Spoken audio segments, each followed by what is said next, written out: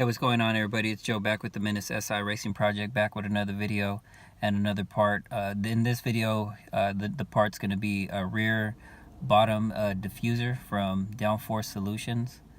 I got it today from FedEx. I didn't get to unbox it and show you what it looked like when it came in because I have a barbecue / car meet to go to tomorrow morning.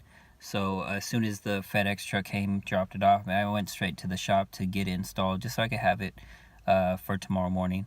So I didn't really get to videotape any of that stuff.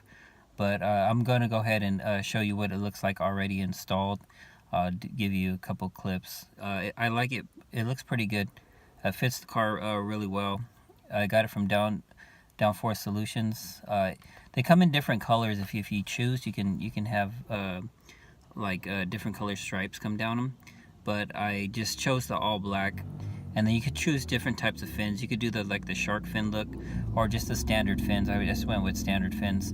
I don't like too flashy of parts. I like to keep the car nice and clean, and I don't know, I guess kind of conservative. I'm not really into the crazy parts, but I like it. It looks pretty clean.